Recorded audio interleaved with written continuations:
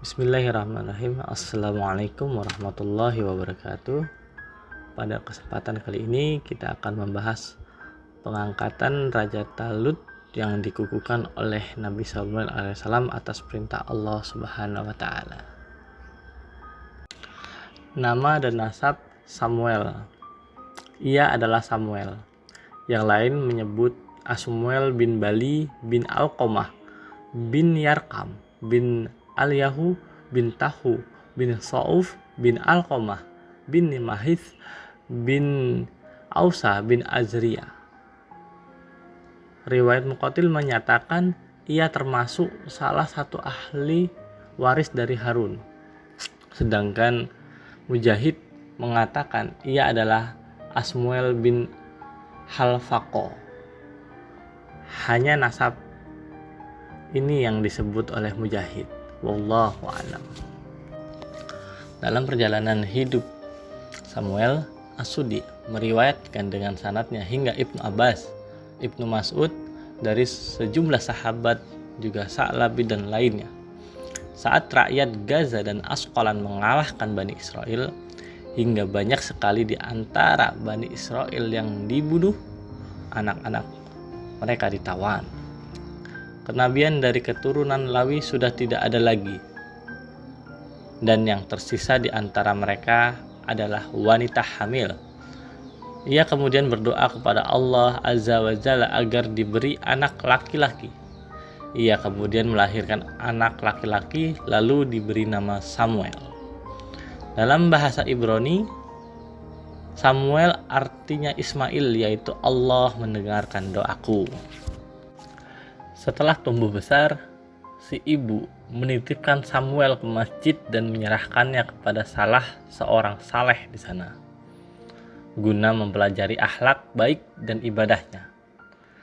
Samuel tetap tinggal bersama orang tersebut hingga dewasa. Pada suatu malam, kala Samuel tidur, tanpa diduga ada suara menghampiri dari ujung masjid. Samuel bertanya, "Apa guru memanggil saya?" Karena tidak mau membuatnya ketakutan, sumber suara menjawab, "Ya, tidurlah." Lalu Samuel kembali tidur. Setelah itu ia memanggil lagi untuk kedua kalinya. Setelah itu ketiga kalinya. Ternyata yang memanggilnya adalah Jibril.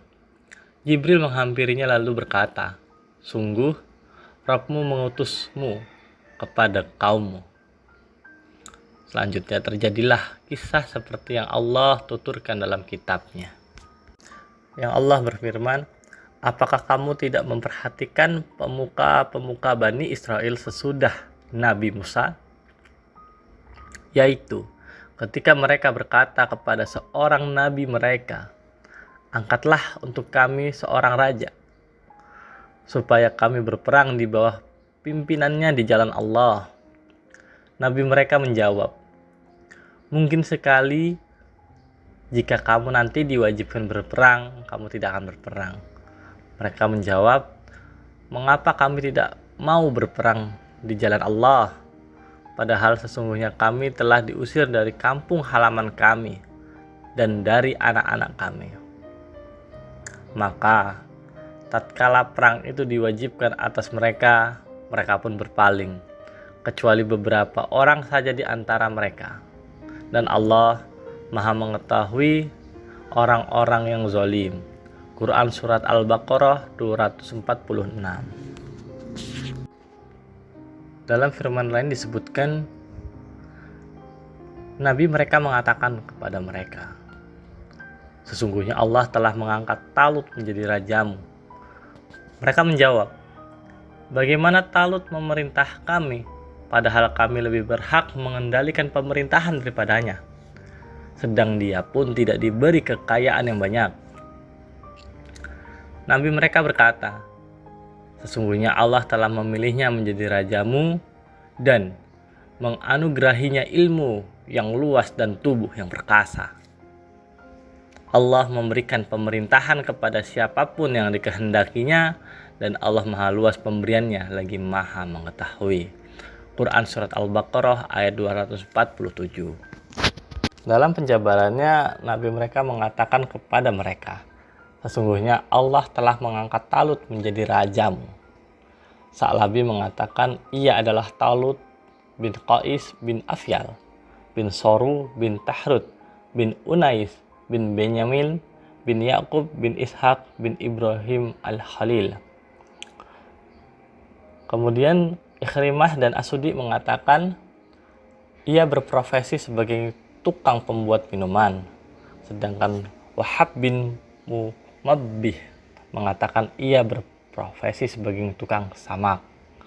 Yang lainnya menyebut profesi berbeda. Wallahu a'lam. Karena itu mereka menjawab, bagaimana Talut memerintah kami, padahal kami lebih berhak mengendalikan pemerintahan daripadanya, sedang dia pun tidak diberi kekayaan yang banyak. Mereka mengatakan kenabian ada di garis keturunan Lawi, sementara kekuasaan ada di garis keturunan Yahuza. Namun, raja mereka yang diutus berasal dari keturunan Benyamin.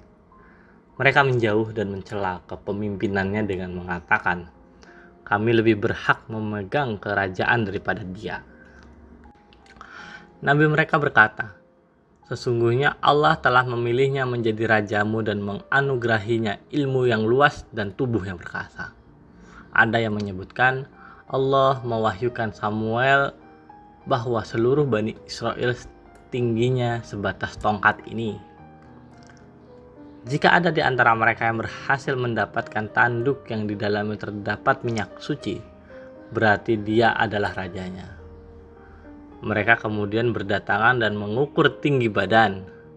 Namun tidak seorang pun di antara mereka yang tingginya melebihi tongkat tersebut kecuali Talut. Saat Talut menghampiri Samuel, ia mendapatkan tanduk tersebut. Samuel lalu mengoleskan minyak pada rambutnya dan menunjuknya sebagai raja. Samuel berkata kepada mereka, Allah telah memilihnya menjadi raja kamu dan memberikan kelebihan ilmu.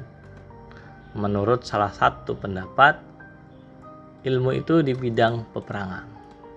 Yang lain menyebut ilmu secara mutlak dan fisik. Ada yang menyebut postur tubuh, yang lain menyebut ketampanan. Tekstual rangkaian kalam Allah menunjukkan Talut paling tampan dan paling berilmu setelah nabi mereka. Allah memberikan pemerintahan kepada siapa yang dikehendakinya dan Allah maha luas pemberiannya lagi maha mengetahui. Ia berhak memutuskan segala sesuatu, menciptakan dan memerintahkan adalah urusan Allah.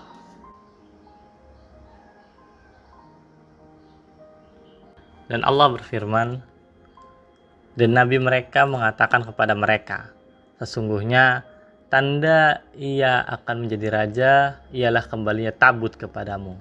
Di dalamnya terdapat ketenangan dari Tuhanmu dan sisa dari peninggalan keluarga Musa dan keluarga Harun. Tabut itu dibawa oleh malaikat. Sesungguhnya pada yang demikian itu terdapat tanda bagimu jika kamu orang yang beriman. Quran Surat Al-Baqarah ayat 248. Dalam kisah kembalinya tabut ke tangan Talut, salah satu sumber menyebutkan, kala rakyat Gaza dan Asqalan merebut peti ini dari tangan Bani Israel, di mana di dalamnya terdapat ketenangan dan sisa-sisa peninggalan penuh berkah. Dan menurut salah satu pendapat, di dalamnya juga terdapat kitab Taurat. Mereka meletakkan peti itu di bawah berhala mereka. Pada pagi harinya ternyata peti itu berada di atas kepala berhala. Lalu mereka meletakkan kembali peti itu di bawah berhala. Namun pada pagi hari berikutnya, ternyata peti itu berada di atas kepala berhala. Karena kejadian yang sama sering terulang, akhirnya mereka tahu bahwa hal tersebut terjadi karena perintah Allah. Mereka kemudian mengeluarkan peti tersebut dari negeri mereka. Lalu mereka tempatkan di salah satu perkampungan. Mereka kemudian terserang penyakit leher. Karena penyakit itu lama tak kunjung hilang, mereka kemudian mengikatkan peti tersebut di atas gerobak yang diikatkan pada 2 sapi dewasa betina. Lalu mereka lepaskan. Ada yang menyatakan malaikat mengiringi sapi ini hingga sampai di tengah Bani Israel. Mereka melihatnya secara langsung seperti yang dikabarkan Nabi mereka. Allah Maha tahu bagaimana cara peti ini dibawa para malaikat. Menurut tekstual ayat Al-Quran, para malaikat membawanya secara langsung dan itulah yang bisa dipahami. Wallahu a'lam.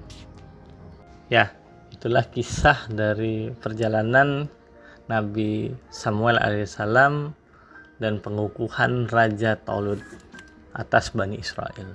Alhamdulillah, semoga bermanfaat bagi kita semua. Wassalamualaikum warahmatullahi wabarakatuh.